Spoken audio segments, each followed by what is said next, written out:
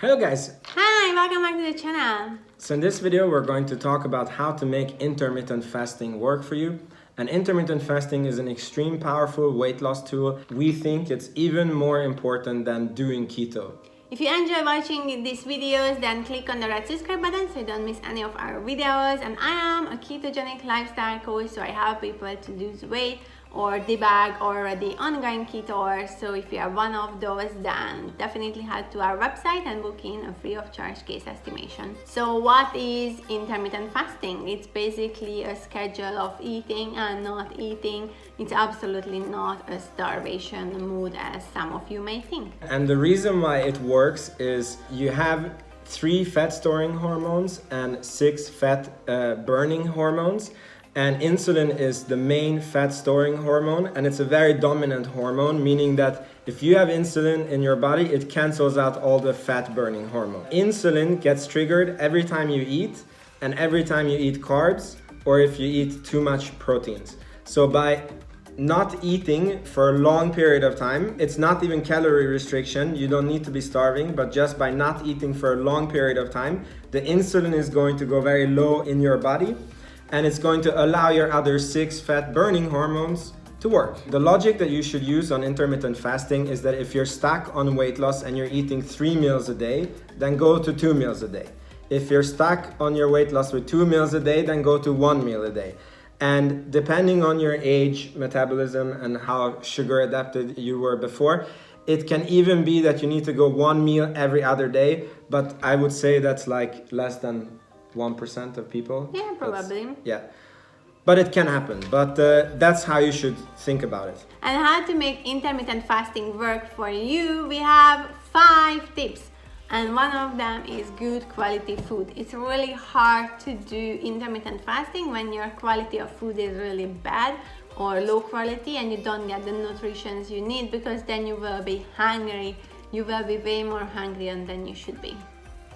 And by good quality food, what we mean is grass-fed meat and organic vegetables. And before you click away, we want to say that the biggest objection of what people are saying is that we can't afford grass-fed meat. And we were also one of those people. We actually started eating grass-fed meat a couple of weeks ago. No. Like we bought the box last month, so it's 2 months from now. Yeah. 2 months. So we were definitely also in this camp. But what happens is when you're eating good nutrition-dense food, you don't eat as much. So basically our food budget didn't skyrocket, it stayed the exact same, and now we eat grass-fed meat because you eat this much beef piece and it's so filling that you don't have any hunger and you can just go 1 meal a day, and it really helps in the weight loss.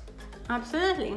The other thing we always recommend is veggies. I know probably you will click away because you are like, I'm not gonna eat your veggies, but actually veggies really helps you because they feed your microbes in your gut, and those microbes actually give the signal to your brain that you are hungry. So if you have good quality food, you eat your veggies, meaning you get nutrients like vitamins, minerals, then those microbes will be less hungry, meaning they send less signal to the brain that you have to eat, so you can actually do intermittent fasting. Another pro tip is that you need to skip restaurants, and if you are in the group that cannot afford grass-fed meat and you're going to a lot of restaurants and you're not losing weight, just change it around. Do grass-fed meat. meat. Grass-fed meat, no restaurants, you will lose weight. And the reason is because restaurants use a lot of taste increasers, so the food tastes better, you like it better, you want to go back there and be there again. So that's the reason we always say no restaurants, especially at the beginning when you're trying to get into ketosis, you are trying to get fat adapted and lose weight. Another thing that you need to cut out is keto snacks. So there is a lot of keto snacks that are actually keto, but they have artificial ingredients in them which really spike your insulin. So for example, what happens to me is I usually eat 1 meal a day and it's going very good, and then there is this keto ice cream that we eat, and I eat that because it's Friday night or whatever, and then the next day I have to eat 8 meals a day and I'm not full. And I didn't understand why this keeps happening, so I did some research. And there is a material called polydextrose in that specific ice cream. The sugar molecule with a little bit of stripped off atoms, and then it's just renamed. and it's not counted in the sugar. So whenever you eat something and then you feel like your hunger is coming back, that happens because that something has something in it that spikes your insulin, and when your insulin is spiked, your hunger is going to come back, and then you will be out of this 1 meal a day rhythm. And our number 5 tip is actually supplement. It's really helpful to supplement when you do intermittent fasting, especially when you're starting out.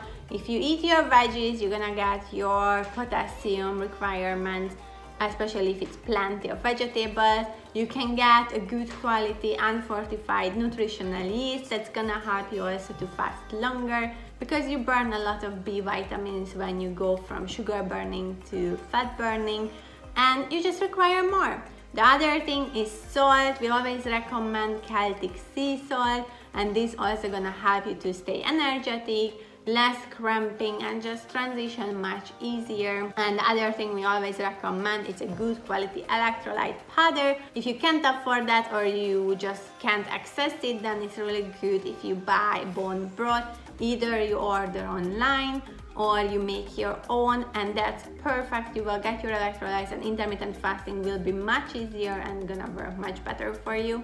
And if you are interested in the products I showed here and we like to use, they will be in the description box below. Yeah, and I think last bonus tip is that the veggies are crucial and very, very important. And if you just switch to that, you start eating your veggies first, and then you eat whatever you still have space in your belly for from the meat, it's better than having your meat and fat and protein intake and then not having space for the veggies. You will do much better like that. Cool, so this was our tips about how to make intermittent fasting work for you for the maximum amount of weight loss. We hope you like this video. Don't forget to subscribe. And see you guys in our next one. Bye bye. Ciao, ciao.